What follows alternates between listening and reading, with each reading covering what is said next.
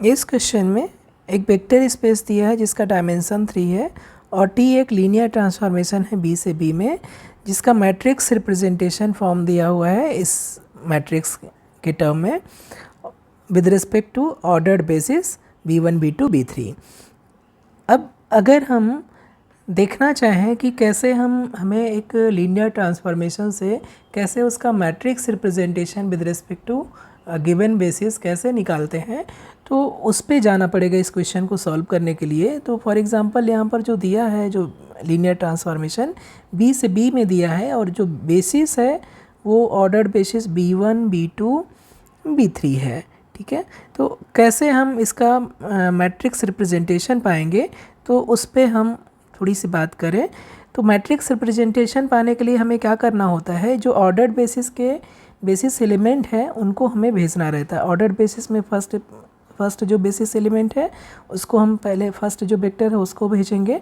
तो ये बी का एलिमेंट हो गया TB1 और इसको अब फिर से हम इसी बेसिस के टर्म में लिखेंगे और जो इसके कोफिशिएंट आएंगे, मान लीजिए कि हम नाम देते हैं A1 B1 और plus A2 1 B2 plus A3 1 B3।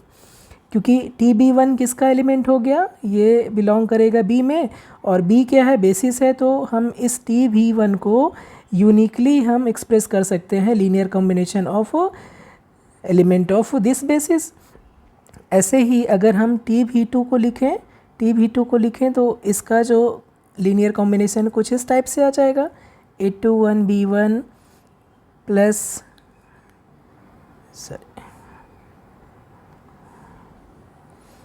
ये हो जाएगा A12 B1 plus A22 B2 plus A32 B3।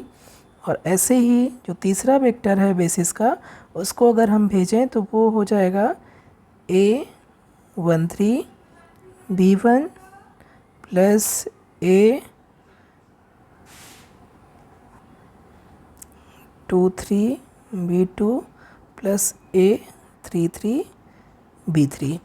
अब ये मिलने के बाद अब हम जो T का मैट्रिक्स रिप्रेजेंटेशन है वो बना सकते हैं। जो मैट्रिक्स रिप्रेजेंटेशन है वो क्या हो जाएगा, जस्ट जो TB1 को एक्सप्रेस कर रहे हैं linear combination of B1 B2 B3, उसके जो कोफिशिएंट है उनको हमें फर्स्ट कॉलम में रख देना है। मीन्स कि ये क्या हो जाएगा, A11 A21 A31 और जो सेकेंड B2 के हैं कोफिशिएंट, इसको हमें सेकेंड कॉलम में रख देना है। मीन्स A12 A22 A32 और जो V3 के कोफिशिएंट है उसको हमें लिख देना है, TB3 के जो कोफिशिएंट है उसको थर्ड कॉलम में लिख देना है, A13 A23 A33। तो ये आपका कहलाता है matrix representation of T with respect to basis B। ठीक है, अब यहाँ पर जो A दिया हुआ है वो कितना दिया हुआ है, A इक्वल टू दिया हुआ है आपका 1 -1 0 1 -4 3 और -2 5 और -3। तो इसका मतलब क्या हुआ कि अगर हम क्या करें, TB1 को जब हम इस तरह से लिख रहे हैं linear combination of B1 B2 B3, तो जो B1 का कोफिशिएंट है वो आपका 1 हो जाएगा, V2 का जो कोफिशिएंट है A21 वो आपका 1 हो जाएगा और जो A31 है वो क्या हो जाएगा, -2 हो जाएगा। तो TB1 को हम क्या लिख सकते हैं, 1 × V1 plus 1 × V2 plus -2 times V3 ऐसे हो जाएगा। और ये कितना है, B1 प्लस V2 -2 B3 हो जाएगा। ऐसे ही TB2 क्या हो जाएगा, TB2 के जो कोफिशिएंट रहेंगे वो सेकेंड जो कॉलम है उसके एलिमेंट हो जाएंगे, -B1 -4 V2 और +5 V3। और TB3 ऐसे ही कितना हो जाएगा, TB3 हो जाएगा 0 इंटू V1 प्लस 3V2 और माइनस 3V3, और ये कितना हो जाएगा 3V2 माइनस 3V3। ऑब्वियसली ये 0 के बराबर नहीं है, इसलिए जो फर्स्ट ऑप्शन है वो इनकरेक्ट हो जाएगा।